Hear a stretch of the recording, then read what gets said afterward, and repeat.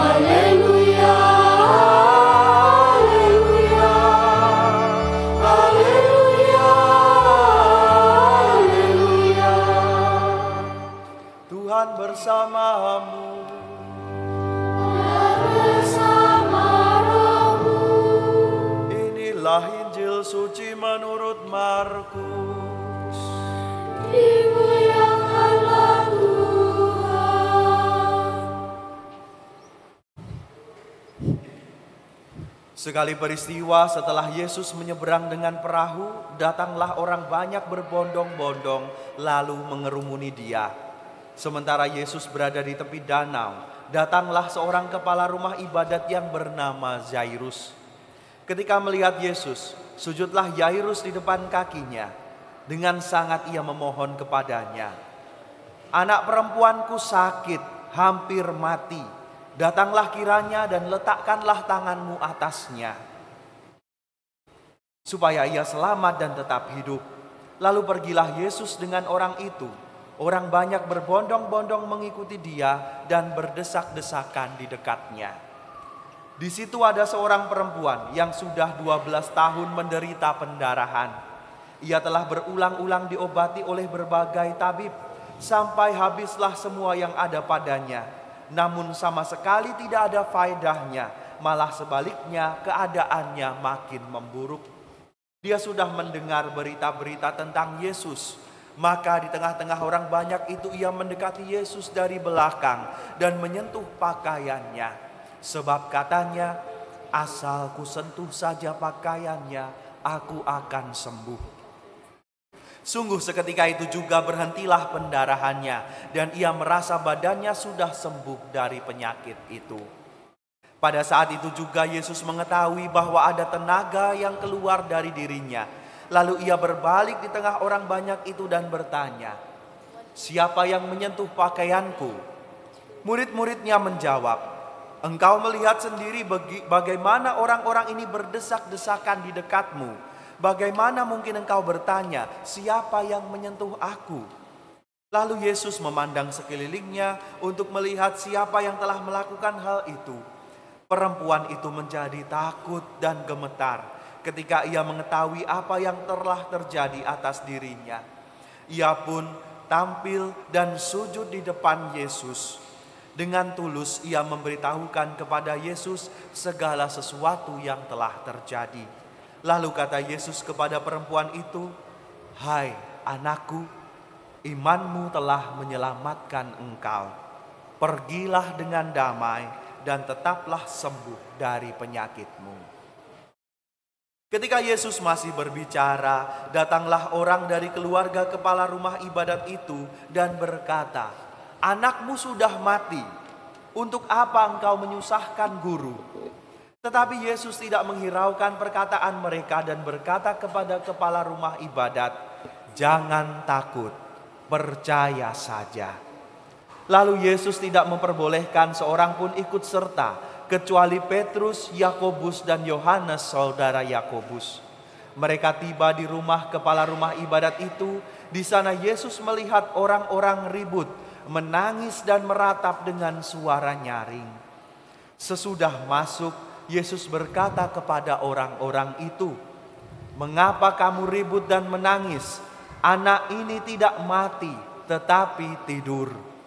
Tetapi mereka menertawakan Yesus. Lalu Yesus menyuruh semua orang itu keluar. Ia membawa ayah dan ibu anak itu serta mereka yang bersama-sama dengan Yesus masuk ke dalam kamar anak itu.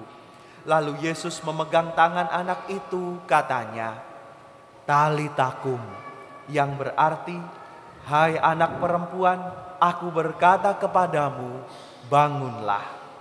Seketika itu juga anak perempuan yang berumur 12 tahun itu berdiri tegak dan berjalan. Semua orang yang hadir sangat takjub. Dengan sangat Yesus berpesan kepada mereka supaya jangan seorang pun mengetahui hal itu. Lalu Yesus menyuruh mereka memberikan makanan kepada anak perempuan itu. Demikianlah sabda Tuhan. Terpujilah Kristus.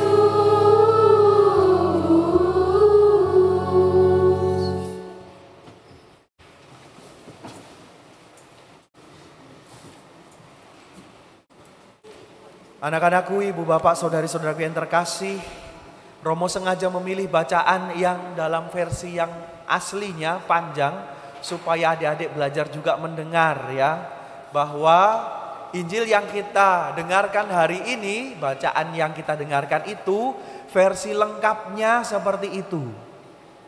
Hari ini Yesus mengadakan ada 2 mukjizat yang diceritakan kepada kita. Mukjizat yang pertama adalah apa? Mukjizat yang pertama, adik-adik bisa bayangkan ada orang yang 12 tahun, seorang perempuan yang 12 tahun itu menderita sakit. Jadi sakit terus selama 12 tahun. Tidak sembuh-sembuh. Sudah ke dokter, sudah ke tabib, tetapi tidak kunjung sembuh. Kemudian ketika mendengar bahwa Yesus itu mau lewat di tempat ini, kemudian perempuan ini datang. Perempuan ini datang ikut serta berdesak-desakan dengan orang banyak yang begitu semangat pengen melihat Yesus ya. Kemudian perempuan ini berpikir, asalkan aku menjamah saja jubah, ini jubah ya. Tapi bukan jubahnya, tapi ada jumbainya. Jadi ujung-ujungnya saja. Asalkan aku menjamah ujung-ujung jubahnya Yesus, aku percaya aku akan sembuh. Dan ketika perempuan itu menjamah, apa yang terjadi? Perempuan itu sembuh. 12 tahun sakitnya itu hilang begitu saja dan ia menjadi sembuh.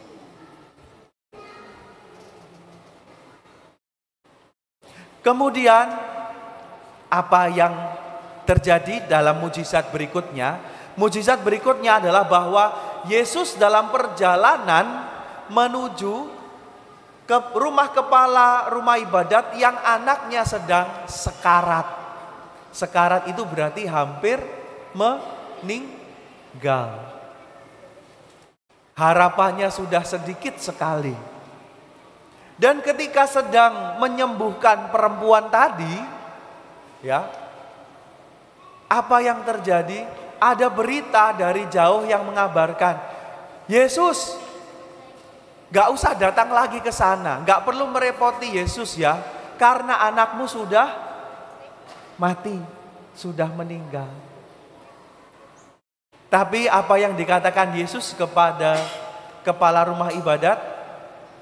Jangan takut, percaya saja. Coba Romo pengen dengar kalian mengatakan ini bersama-sama. Jangan takut, percaya saja. Mari, ayo adik-adik kita katakan bersama-sama, ini seperti mantra yang Yesus sampaikan kepada kita supaya kita tetap beriman dan percaya kepadanya. 1, 2, 3. Romo masih belum dengar kalian ngomong semua. Coba omong semua bersama-sama dengan keras. 1, 2, 3. Sekali lagi. Nah itu dia. Jangan takut, percaya saja. Sebab seringkali kita juga merasa takut. Adik-adik pernah takut juga? Pernah? Takut apa biasanya? Takut setan? Takut apa? Takut dimarahi orang tua? Seringkali kita juga punya ketakutan. Ada banyak ketakutan. Adik-adik juga punya rasa takut. Tetapi ketika kita bersama Yesus, adik-adik ingat selalu, jangan takut, percaya saja. Maka kemudian Yesus bersama dengan kepala rumah ibadah dan murid-muridnya tadi datang ke rumah itu, kemudian menyembuhkan anak yang dikatakan sudah meninggal tadi. Dan anak itu pun sembuh, bangkit kembali. Adik-adik, kita semua hari ini akan belajar bagaimana melihat mujizat itu terjadi dalam hidup kita setiap hari. Mujizat itu bukan seperti sulap yang kita lihat. Kalau sulap, adik-adik pernah lihat sulap? Pernah? Menarik? Seru? Tapi mujizat itu tidak seperti sulap.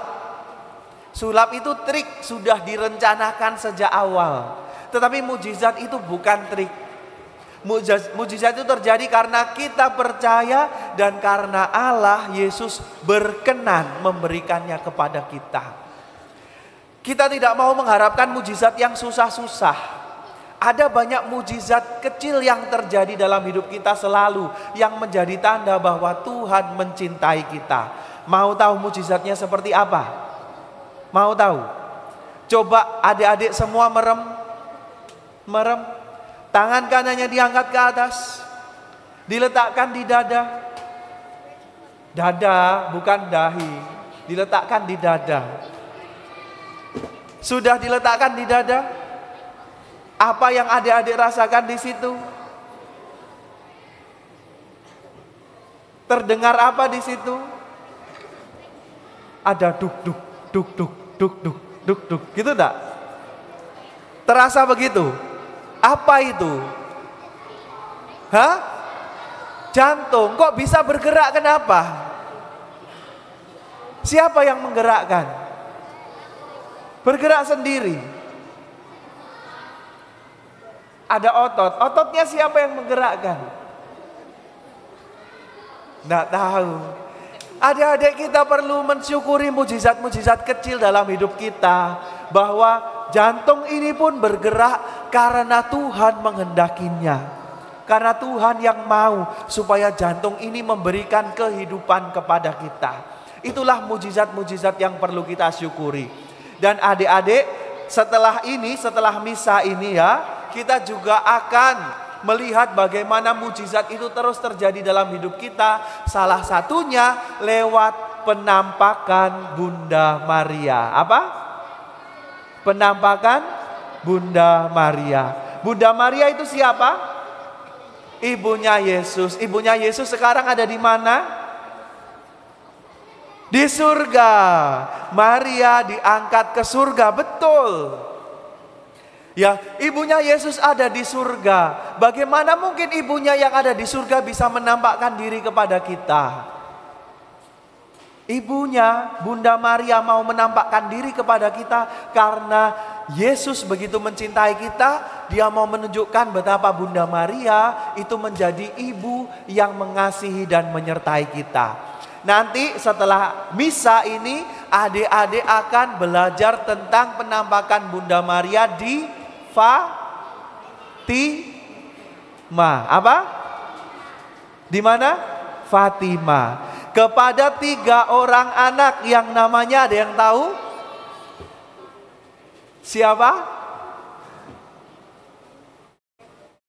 3 orang anak, nanti adik-adik pelajari. Romo nggak akan spill di sini gitu ya. Nanti adik-adik harus ikut supaya tahu 3 anak ini siapa yang mendapatkan penampakan Bunda Maria. Dan satu peristiwa yang menarik adik-adik tentang peristiwa penampakan Bunda Maria di Fatima adalah pesan Bunda Maria.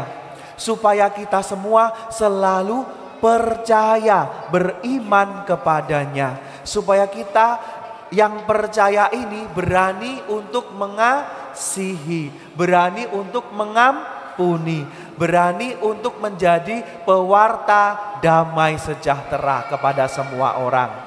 Adik-adik tahu yang namanya Paus Yohanes Paulus II? Tahu? Nanti tanya kepada orang tuamu ya, Paus Yohanes Paulus II itu yang mana? Suatu ketika Paus Yohanes Paulus II itu sedang berjumpa dengan umatnya di Gereja Vatikan di Roma.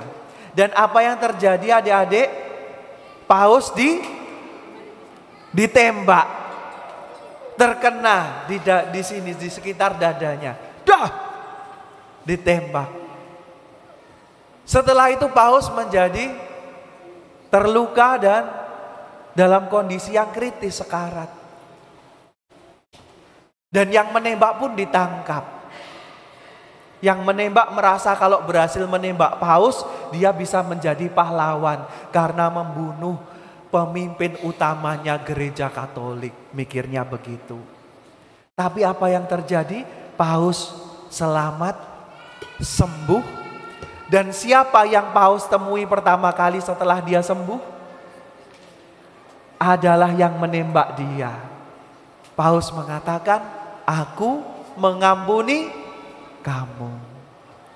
Inilah mujizat Maria Fatima yang terjadi. Kemudian peluru yang menembak yang ditembakkan kepada Paus itu diletakkan di atas kepalanya mahkotanya Bunda Maria di Fatima.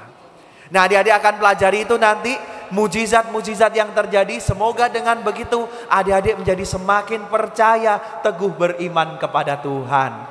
Mari kita ulang sekali lagi mantra kita hari ini bersama-sama. 1, 2, 3. Jangan takut, percaya saja.